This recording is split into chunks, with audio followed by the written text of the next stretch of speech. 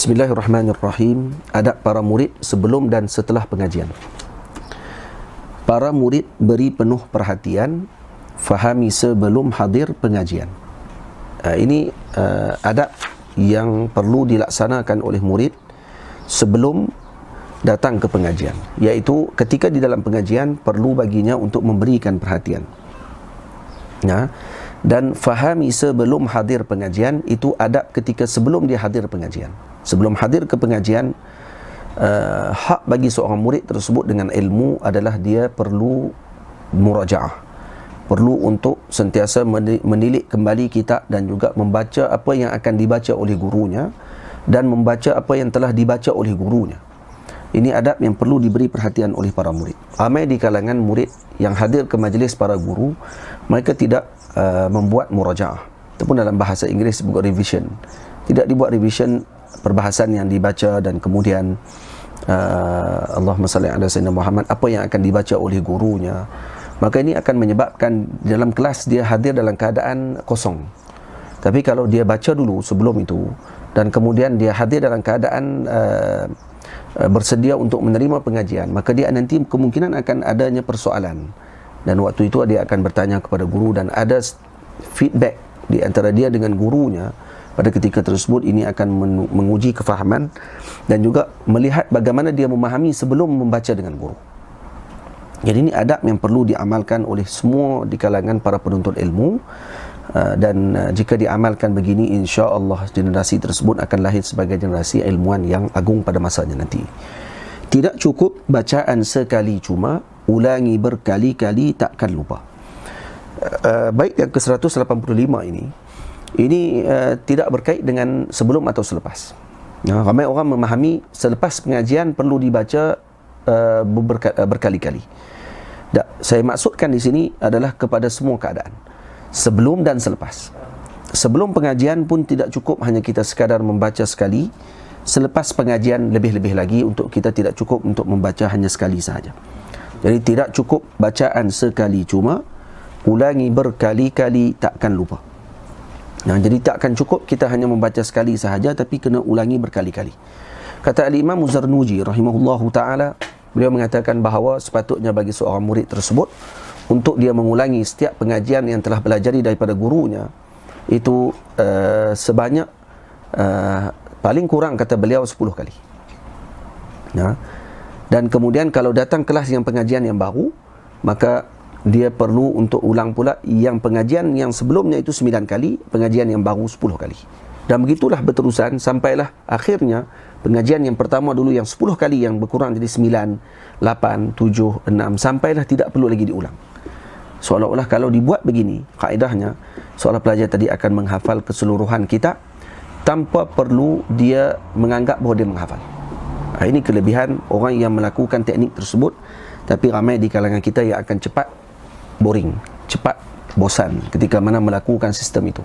Tapi sistem ini kalau diamalkan, maka tidak ada kitab yang tidak akan dihafal oleh seorang murid, melainkan dia akan hafal ketika habisnya pengajian tersebut. Maksudnya tamatnya kitab, khatam termasuk sekali dengan hafalan. Nah, ini yang pernah disebut oleh sebahagian guru-guru kita bila ditanya bagaimana Syekh menghafal kitab. Kata beliau, saya tidak hafal, saya membaca berpuluh kali. Maka dengan bacaan puluhan kali tadi, bagaimana bacaan 10 kali tersebut? Sebenarnya hakikatnya, kalau seorang tadi membaca, kalau kita buka contohnya kitab ini, kita buka pada muka surat yang pertama, dipelajari dengan guru. Sebab tu guru sepatutnya ketika dia mengajar para murid, dia tidak mengajar dengan jumlah yang terlalu banyak sehingga menyebabkan murid tadi menjadi sukar untuk dia mengulang sebanyak 10 kali. Paling kira kita kata 5 kali lah, 5 kali contohnya. Jadi contohnya kalau dibaca oleh guru tadi 1 lay, ini yang dilakukan oleh para guru, dibuat 1 lay saja. 1 lay ini, kalau kata sebelum pengajian yang esok, ya dia akan masuk pada helai yang kedua, maka diulang sebanyak 10 kali ataupun 5 kali pengajian yang pertama ini. Kemudian masuk pengajian yang kedua, ketika guru tadi baca, maka murid tersebut sebelum mengulang yang ni 5 kali, dia akan ulang ni dulu 4 kali. Kemudian dia akan ulang ni pula 5 kali. Masuk pengajian yang ketiga, maka dia akan ulang yang ini 3 kali, semakin kurang. Yang ni 4 kali, yang ni jadi 5 kali. Masuk pengajian yang baru pula, muka surat yang baru, yang ni 5 kali, yang ni dah jadi 4 kali, yang ini jadi 3 kali. Betul ke? Yang ini jadi 5 kali, yang jadi 4, 3, ini jadi 2. Dah jadi 2 kali. Masuk pengajian yang baru lagi, ini jadi 5, ini jadi 4, ini jadi 3, ini jadi 2, ini jadi 1. Kemudian masuk pengajian yang baru lagi pada muka surat yang seterusnya, yang tu jadi 5, kemudian setelah jadi 4, jadi 3, jadi 2, dan kemudian yang ini tidak perlu diulang lagi setelah itu. Ini bermaksud murid tadi akan terus menghafal. Muka surat yang pertama tadi, maksudnya pada zahir kita melihat dia membaca 5 kali, tapi sebenarnya dia telah membaca hampir 20 ke 30 kali bacaan pada muka surat yang pertama sahaja. Jadi kerana tu kalau diamalkan begini, maka insya-Allah murid tersebut akan mendapatkan faedah yang besar. Tapi ini akan cepat bosan. Orang akan cepat rasa boring dan sebagainya. Maka sebab tu kata para ulama, al-istiqamah khairun min alfi karamah. Istiqamah itu lebih baik daripada 1000 karamah. Sama. Menghafal tanpa memahami maksudnya itu bukan tujuan pengajiannya. Sebab tu menghafal sahaja tanpa seorang murid tadi memahami maksud bagi pengajiannya, itu tidak mendapatkan apa-apa faedah bagi pengajian tersebut. Ya, seorang murid tadi dituntut kepadanya untuk menghafal, tapi sebaiknya kalau dia menghafal setelah dia memahami perbahasan yang telah dibahaskan di dalam kitab, maka itu akan lebih mendapatkan faedah yang besar bagi pengajian yang dia telah ikuti. Tamam? Jadi sebab tu perlu untuk kita ambil perhatian tentang perkara ini, dan kalau kita dapat lakukan, maka insya-Allah akan lahir generasi yang terbina dengan perkara yang baik tersebut. Kakak tak puasa kak? Kakak. Baik. Tanda murid itu ikhlas dengan guru, diulang pengajiannya tidak jemu. Ini tanda murid itu ikhlas dengan gurunya. Kalau murid tadi dia ikhlas dengan gurunya, maka dia tidak akan bosan ketika mana diulang pengajian tersebut. Kalaupun diulang ceritanya, diulang perbahasannya dan sebagainya, maka dia tidak akan bosan, dia tidak akan boring. Kenapa? Karena dia menganggap bahawa ilmu ini adalah nur, dan ini adalah ibadah yang dia lakukan. Seperti mana seorang tadi yang beriman kepada Allah, dia tidak akan bosan solat setiap hari, benda yang sama dia lakukan. Solat 5 waktu, dan kemudian dia akan melakukan perkara yang dia tak akan melakukan perkara yang sama. Ya, memang itu yang saya maksudkan sini adalah pada jenisnya tadi, bukan pada perbuatan tadi, kerana perbuatan tidak akan sama pada setiap hari. Ya. Setiap hari tadi satu yang lain yang berbeza.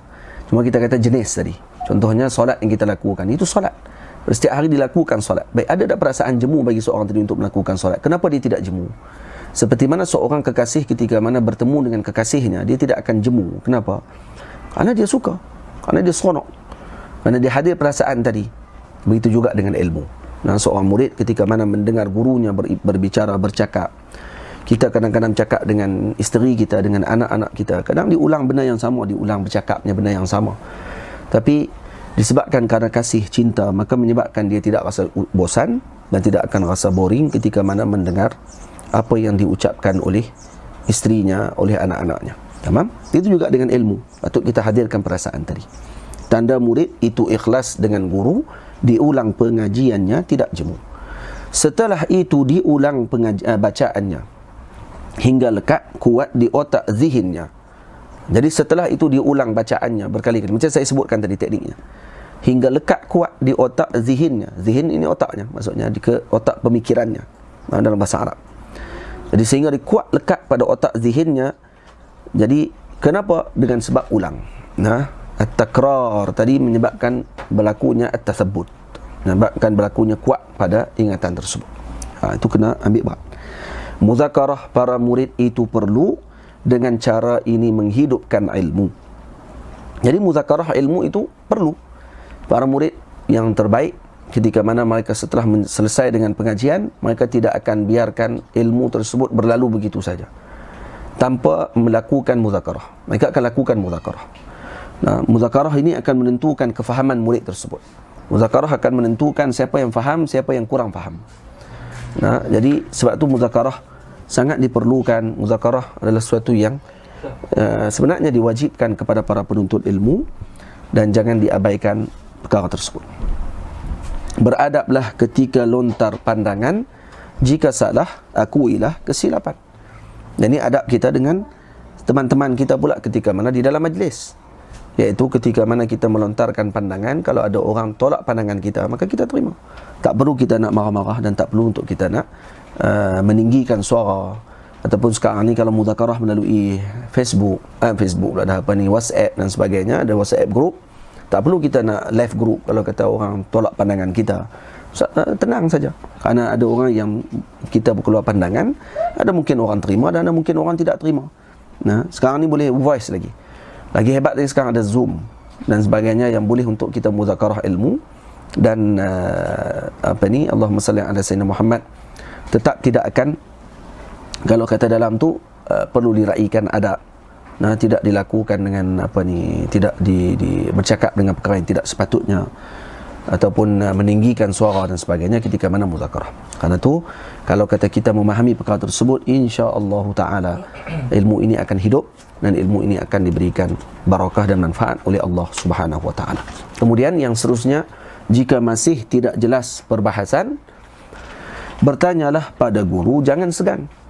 Nah, jadi kalau baca tu tak jelas lagi, waktu bahas muzakarah dengan teman-teman pun tak jelas lagi, jadi apa yang patut kita buat pada waktu tersebut?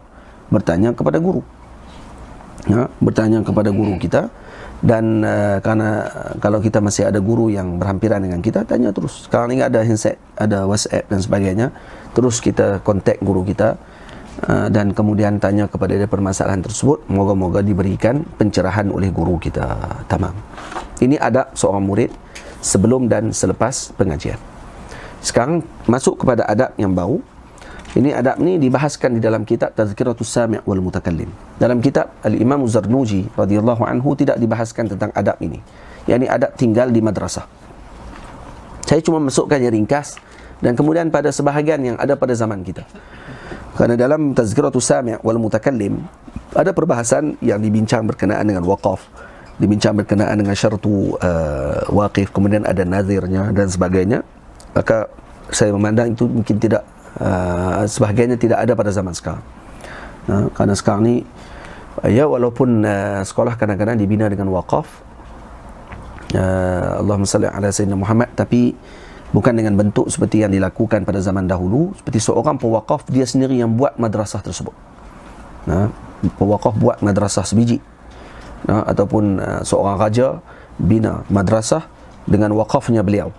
Kemudian diberikan murid, siapa murid yang patut diterima, guru mana yang boleh untuk mengajar di tempat tersebut, semua ditentukan syaratnya oleh pewakaf tadi, iaitu raja, governor dan sebagainya. Sekarang ni tidak ada lagi sistem sedemikian.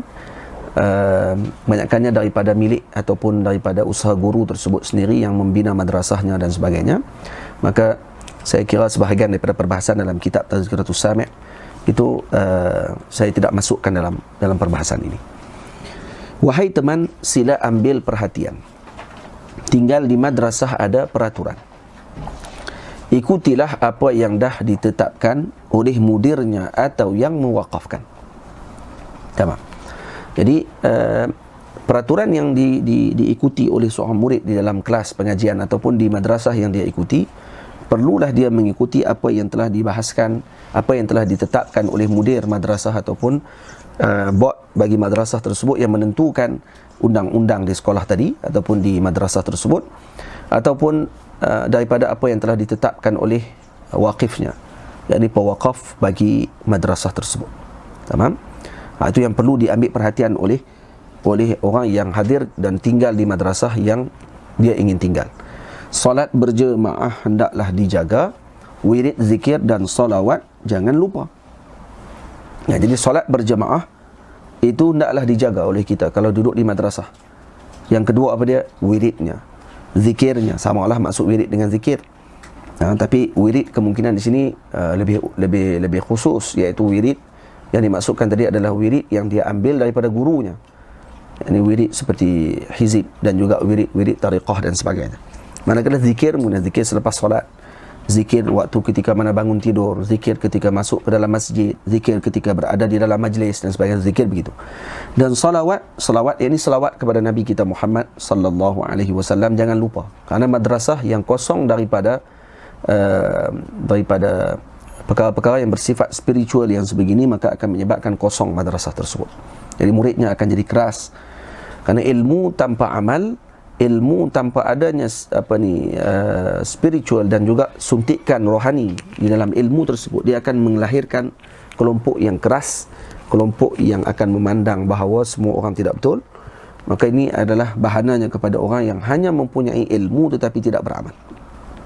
Itu ilmu perlu dilunakkan dengan amal, perlu dilunakkan dengan zikir, dengan wirid, dengan salawat kepada Nabi SAW.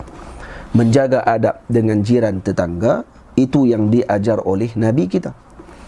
Nah, menjaga adab dengan jiran tetangga kita, itu yang diajar oleh Nabi kita. Maka kalau sekolah kita berhampiran dengan kejiranan yang ramai, maka perlu bagi kita untuk menjaga adab kita dengan jiran-jiran yang ada di kelilingnya. Nah, jangan sampai jiran-jiran tadi terganggu dengan adanya kita. Biar jiran-jiran tadi berasa bahawa kita ini ada, menyebabkan rasa rahmatnya, dia turunnya rahmat Allah Ta'ala di tempat tersebut dirasakan juga oleh mereka. Kecuali orang yang memang ada sifatnya, walaupun madrasah tadi dah terjaga dengan baik, maksudnya dijaga peraturannya dengan elok, tapi ada juga orang yang dengki dan sebagainya, itu dah keluar daripada perbahasan kita. Ya, itu kita kena doa kepada Allah, moga Allah Ta'ala berikan kebaikan kepada mereka. Tamam? Wahai guru, perhatikanlah muridmu, jangan murid conteng arang di mukamu. Jadi guru-guru kena perhati betul tentang akhlak para muridnya. Nah, bagaimana pergaulan muridnya sesama mereka. Kalau sekolah tadi semua lelaki, kena tengok, takut-takut nanti ada masalah-masalah yang pelbagai yang berlaku pada zaman sekarang. Ada yang masalah liwatnya, masalah berkait dengan hubungan sejenis dan sebagainya. Kalau sekolah tadi bersifat kalau sekolah tadi perempuan sahaja pula, bagaimana adabnya. Kalau sekolah tadi bercampur lelaki dan perempuan, maksudnya ada pelajar lelaki, ada pelajar perempuan, macam mana pula sifat dan juga peraturan yang perlu diaturkan. Faham? Pada semua tu perlu dijaga, perlu diambil perhatian. Dan jangan sampai menimbulkan fitnah, jangan sampai menyebabkan berlakunya cakap yang tidak baik kepada madrasah tersebut. Tamam? Kenapa? Karena ini tempat yang mulia. Dan tempat yang mulia ini biasa ujiannya besar. Dan kemudian syaitannya pun akan banyak. Dan menyebabkan mereka akan sering menggoda dan juga melakukan yang tidak baik agar dijatuhkan maruah guru dan juga sekolah tersebut. Jadi sebab tu saya pesan di sini, wahai guru, perhatikanlah muridmu, jangan murid conteng arang di mukamu. Tamam? Conteng arang di muka maksudnya memalukan kita. Begitu juga bukan murid tadi hanya dilihat di sekolah sahaja. Guru yang baik, dia akan memantau muridnya sampailah ke rumahnya sekalipun. Akan diperhatikan. Nah, di follow-nya Facebook anak-anak murid dia. Ustaz Zuhair kalau tak silap saya, dia follow semua anak murid dia. Nah, Facebook anak-anak murid dia follow semua. Jadi dia tengoklah anak murid duk post apa, merapu apa dalam Facebook. Nah, duk post apa dalam story. Kan duk buat lawak apa dalam duk melawak apa dengan orang perempuan dan sebagainya. Maka kena jaga perkara tersebut. Kita penuntut ilmu sepatutnya jaga perkara tadi. Jangan sampai jadi fitnah kepada pengajian kita dan juga kepada agama Allah Subhanahu wa taala. Pergaulan hendaklah dijaga rapi, jangan biar muridmu menjadi sapi. Kena pergaulan kena jaga elok, jangan murid jadi sapi jadi lembu. Jangan sampai murid jadi macam lembu. Bagi murid kita jadi macam orang. Itu pergaulan hendaklah dijaga rapi, jangan biar muridmu menjadi sapi. Jagalah kebersihan tempat tinggalmu, itu bukti kamu kasihkan nabimu. Perlu jaga kebersihan tempat tersebut dengan baik. Ini simahnya talibul ilm. Simahnya penuntut ilmu tadi menjaga dengan baik. Kalau diduduk di mana pun, dia akan jaga kebersihan. Dia akan susun dengan baik, atur yang elok pada tempat tinggalnya. Jadi dia bukan sebab tu kita sedih kadang-kadang kita tengok ada sebahagian orang yang menyewa tempat bagi penuntut ilmu, tapi bila keluar daripada rumah tersebut, keluar dengan keadaan yang seolah-olah macam nak protes kepada rumah tersebut, ditinggalkan dengan keadaan yang sangat buruk. Maka ini bukan sifat yang baik bagi seorang penuntut ilmu tersebut. Jadi penuntut ilmu, kalau dia keluar daripada satu tempat tadi, maka dia tinggalkan tempat tadi dengan seperti mana dia masuk. Seperti mana dia masuk dalam keadaan yang elok, yang baik, maka begitulah dia keluar. Seperti mana dia tinggal, dia suka tempat yang elok dan bersih dan tenang dan sebagainya untuk menuntut ilmu, begitu jugalah dia sepatutnya ketika dia meninggalkan tempat tersebut ataupun dia bangun daripada tempat tadi, dia mesti tinggalkan tempat tadi dalam keadaan susun atur yang terbaik. Itu maksud bagi baik tadi. Jika kamu ingin dikasihi teman, jangan ambil barang tanpa kebenaran. Ini adab dia pula di dalam madrasah dengan temannya. Kalau kamu ingin dikasihi oleh temanmu, jangan ambil barang tanpa kebenaran. Tamam? Jadi jangan kita ambil barang tanpa kebenaran daripada teman kita. Tanya dulu.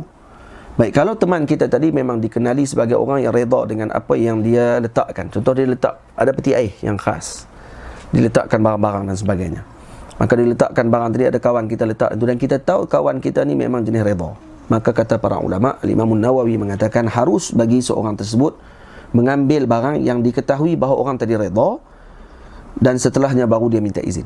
Tidak ada masalah. Tapi kalau barang tadi tidak diketahui oleh kita miliknya siapa, ataupun kita tidak tahu teman kita tadi ni jenis redha ke tidak redha, maka haram hukumnya kita mengambil sebelum meminta izin dengan teman kita tersebut. Sebab tu jangan kita buat macam tu. Kecuali ma'hud ataupun dah biasa dalam rumah kita, kalau kita duduk rumah sewa dan sebagainya, tempat yang kita duduk tadi, dapurnya tadi dikongsi oleh ramai, dan kemudian yang kita beli tadi dengan duitnya orang yang kita kumpul ramai-ramai, maksudnya ini adalah duit kita semua, maka tu tidak ada masalah. Tapi kalau kata dia ada beli barang lain yang dengan duit dia, dia letakkan dalam peti ais, kita tahu kata ni bukan duit daripada rumah. Contoh coklat Cadbury ke Ferrero Rocher kan, dia beli itu duit dia, itu bukan duit rumah. Sebab rumah kita tak ada kumpul-kumpul nak pergi beli duit datang tu, tak ada kerja. Takkan tiba-tiba duit rumah ada pun seorang 100 genih, tiba-tiba nak pergi beli apa ni Ferrero Rocher. Tu cari pasal, orang kata, kawan-kawan kata, hak tu saja pun dah 100 lebih dah kadang-kadang. Berapa nak habis duit beli benda tu, baik beli beras, baik beli gula, baik beli telur sepapan. Beli itu bukan kenyang pun. Maksudnya ni hak orang kawan kita punya khusus, hak dia punya, dia beli untuk dia makan. Baik, boleh tak kita ambil tanpa kita minta izin? Boleh tak, Kak? Boleh tak? Boleh tak ambil tanpa izin? Boleh tak? Kak Aisyah? Tak boleh. Kena minta izin dulu. Faham? Jadi kena minta izin dulu sebelum kita ambil barang orang. Kerana apa? Kerana mengambil barang tanpa izin ni, ini akan menyebabkan teman kita jadi tidak senang dengan kita. Baik, Sayyidina Rasul sallallahu alaihi wasallam pernah dalam satu perjalanan. Sebab tu saya sebut tadi, Imam Nawawi kata kalau kita tahu kata orang tadi boleh untuk dia benarkan kita ambil tanpa kita tanya dia dulu, kita tahu kata dia memang macam tu, maka diharuskan ambil. Daripada mana Imam Nawawi ambil benda ni? Dia ambil daripada perbuatan baginda Nabi sallallahu alaihi wasallam ketika Nabi balik daripada Isra' dan Mi'raj. Ketika balik nak menuju ke Makkah, daripada Masjidil Aqsa menuju ke Makkah, pulang daripada situ, Nabi melalui satu kafilah Arab Quraisy yang baru balik daripada Syam, daripada berdagang. Kemudian Nabi masuk ke dalam kelompok tadi dan Nabi minum air daripada kelompok tersebut tanpa mereka sedar. Jadi bila Nabi minum, kenapa Nabi minum tanpa minta izin? Kata ulama, kerana Arab Quraisy, bagi mereka, adat mereka mengharuskan minum air tanpa izin. Tak ada masalah. Kita tengok air depan rumah orang, ataupun kita pergi ambil minum terus, tak ada masalah. Seperti yang dilakukan oleh Sayyidatina Barakah Ummu Aiman waktu masuk ke dalam rumah baginda Nabi sallallahu alaihi wasallam, dia cari air dan akhirnya dia minum air kencing Nabi sallallahu alaihi wasallam. Ana ma'ruf. Maksudnya di kalangan Arab tidak ada masalah masuk ke rumah orang untuk minum air terus tanpa minta izin. Nampak tak? Itu maksudnya. Boleh? Itu yang kita bahas ni, Idris Abdul Majid kan? Apa ni, Pakcik Idris Palih kan? Jadi kalau kata masalah berkenaan dengan minta izin ataupun tidak minta izin ni, ini perlu untuk kita tengok kepada hukum. Sebab tu kalau kaum tersebut dikenali sebagai orang yang tidak perlu minta izin pun dah boleh untuk kita minum, tidak ada masalah. Tapi kalau kita tidak kenal orang tadi, boleh minta izin ataupun tidak boleh kita ambil barang tadi melainkan setelah minta izin. Tamam? Itu perbahasan hukum dia. Dan kita satu lagi permasalahan hukum berkenaan dengan hidangan yang dijamu kepada kita ketika hadir ke rumah orang. Kita hadir ke rumah orang, kemudian kita dijamu dengan hidangan makanan. Kalau kata dalam orang Melayu kita, kalau kita pergi makan terus tanpa dijemput oleh tuan rumah, nampak tak sopan. Tapi sebenarnya dalam kaedah mazhab disebut, kata taqdimut ta'am tanzilu manzilata atau yanzilu manzilatal iznu bil kalam. Nah, manzilatal izni bil kalam. Sebenarnya menghidangkan makanan, dihidangkan makanan oleh tuan rumah itu sebenarnya telah mengambil tempat, seolah-olah tuan rumah mengatakan bahawa silakan makan. Walaupun dia tidak sebut kata makanlah ataupun minumlah, tapi sebenarnya itu telah mengambil tempat tersebut. Maknanya kalau tuan rumah letakkan hidangan depan kita, boleh kita terus ambil air tadi minum? Boleh sebenarnya dalam syarak. Dan disebut dalam kitab Al-Ashbah wan Nadhair karangan Al-Imam As-Suyuti rahimahullahu taala. Ini pernah berlaku kepada saya ketika mana saya duduk dengan guru saya Syekh Ahmad Mamduh hafizahullah di Darul Ifta' Misriyah. Waktu ketika guru saya menghidangkan dengan air teh dan juga kopi, kemudian diletakkan dengan roti di depan ni. Kemudian saya tidak minum. Saya kata, kenapa tak minum? Saya kata, kerana Syekh tak jemput. Syekh kata, kamu tak tahu ke kaedah? Nah, taqdimut ta'am tanzilu manzilatal izni bil kalam. Nah, sebenarnya menghidangkan makanan tadi adalah telah mengambil tempatnya hidangan makanan tersebut. Maksudnya seolah diberi izin oleh tuan rumah ataupun orang yang menjamu kita tadi, maka boleh untuk kita terus minum. Tapi al-adah muhakkamah. Adah kadang-kadang menjadi juga perbahasan tadi, kerana takut nanti salah faham. Maka sebaiknya tuan rumah kena tahu hukum ni. Kalau tuan rumah tahu hukum ni, maka ketika dihidang terus dia kata silakan minum. Sebut dengan tu macam tu terus, tanpa dia melambatkan ucapan tadi, kerana bimbang nanti air tadi pun jadi sejuk, ya. Kerana orang kita suka minum air panas-panas, kecuali air tu sejuk, tak apalah, hilang air dia pula. Baik. Dan kemudian disebut sini, sebarkanlah salam dan juga senyuman, ini pengikat hatimu dengan taulan. Dan hubungan kita dengan teman-teman kita di madrasah, di sekolah, dalam rumah dan sebagainya, perlu ada senyuman selalu. Senyuman ni hanya sebagai simbol saja. Nah, lain daripada itu maknanya apa dia? Perlu ada komunikasi yang baik di antara kita dengan teman kita. Itu maksud dia. Senior mengasihi yang junior, junior menghormati yang senior. Itu maksudnya akan menjadi keadaan yang baik. Jadi bukanlah orang panggil ada seniority dan sebagainya, kemudian terus dilayan seperti kanak-kanak dan budak-budak. Maka ni akan menyebabkan kita jadi berjauh hati pada waktu tersebut. Pakak-pakak hormati sama sendiri.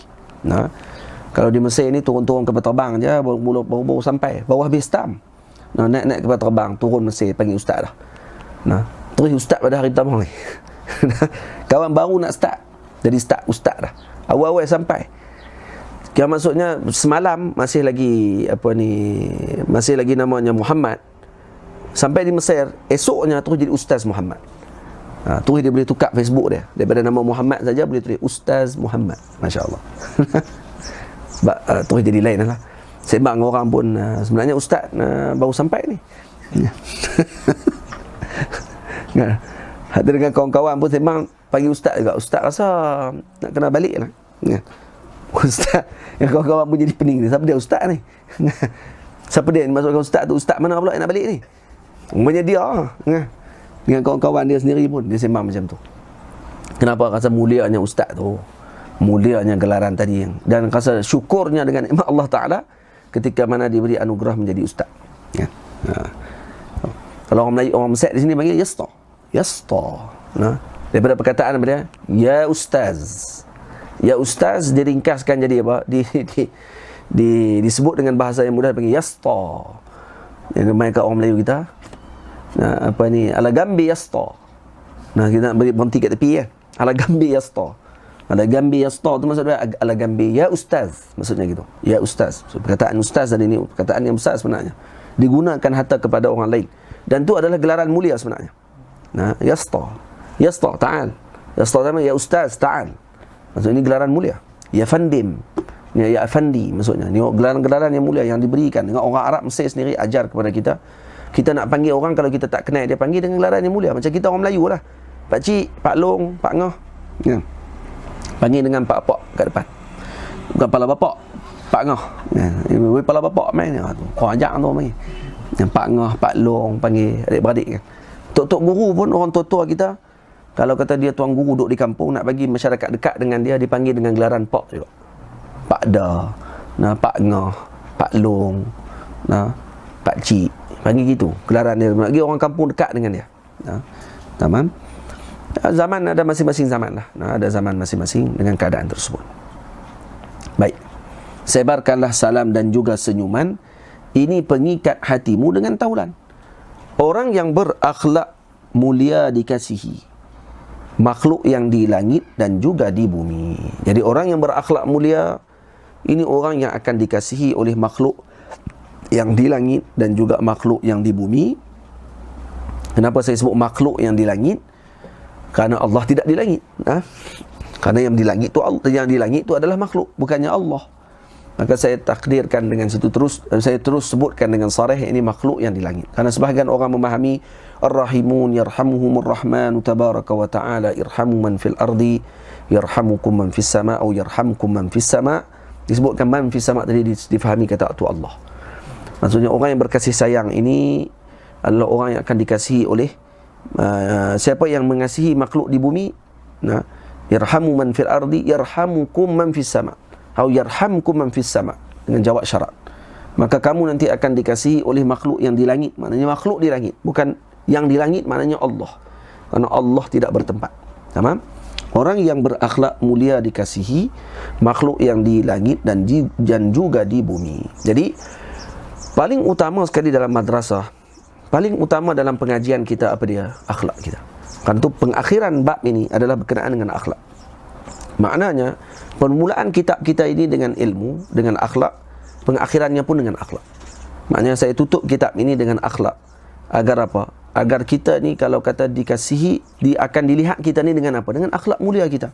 Karena tu permulaan kita, pengakhiran kita, kalau kata kita nak sebutkan ni, daripada ma baina daffatai al-kitab, ini adalah apa dia? Al-akhlaq. Kenapa? Karena penghujungnya juga adalah akhlak. Maka mau tidak mau seorang tadi perlu berakhlak dengan mulia, karena akhlak tadilah yang akan menentukan kita dikasihi ataupun tidak oleh makhluk Allah Ta'ala yang lain. Tamam? Maka masuklah pada penutup kitab kita. Ini kita tak panjang, pendek saja kita punya majlis. Karena apa? Karena kita dah khatam dah, habis. Tamat sudah nazam ini, hai saudara. Nazam adab untuk anak cucu kita. Ini nazam adab. Untuk anak cucu kita, untuk kita sekali lah. Amalkanlah isinya, jangan dilupa, pasti lahir generasi yang mulia. Jadi jangan lupa amalkan, karena belajar tentang perkara ini bukan hanya belajar, tapi untuk diamalkan isinya, untuk dipraktikkan isinya kepada generasi anak-anak dan cucu-cucu kita nanti. Ku bermohon pada Tuhanku yang Esa, berilah manfaat, moga jauh siksa. Selawat dan salam buat yang mulia Sayyiduna Muhammad, insan berjasa. Jadi saya berharap kepada Allah Subhanahu wa ta'ala yang Maha Esa, moga-moga kitab ini diberikan manfaat seperti mana kitab-kitab asalnya yang telah saya jadikan sebagai panduan. Moga-moga dengan kefahaman daripada apa yang telah kita bahaskan ini, kita akan mendapatkan anugerah di sisi Allah Subhanahu wa ta'ala berkat kita beramal dengan perkara tersebut. Jadi saya pernah dulu bercadang nak syarah kitab Ta'limul Muta'allim, nak buat syarahan. Kemudian kita pernah cadang nak keluarkan balik syarahan bagi Tuan Guru Haji Ahmad Payah Rumput. Tuan Guru Haji Ahmad Payah Rumput, iaitu kitab terjemahan beliau bagi Ta'limul Muta'allim, Tariqat Ta'allum. Tapi insya-Allah akan dikeluarkan nanti juga. Kita akan buat juga tahqiq kitab tersebut dan juga ta'liqnya, karena itu tinggalan orang tua kita dulu.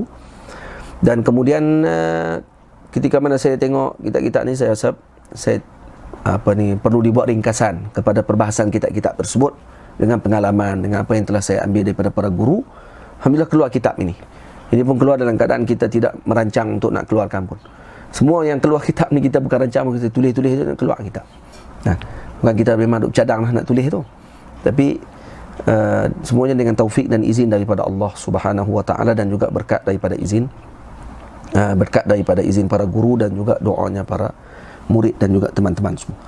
Baik, walhamdulillah bi ni'matihi tatimmu salihat, wala haula wala quwwata illa billahil aliyyil azim. Dan ini saya karang baru-baru ini dan tamat sebanyak 205 bait, dan insya-Allah akan ada syarahannya nanti, akan dikeluarkan insya-Allah taala, kalau diizinkan oleh Allah taala dengan syarahannya insya-Allah taala.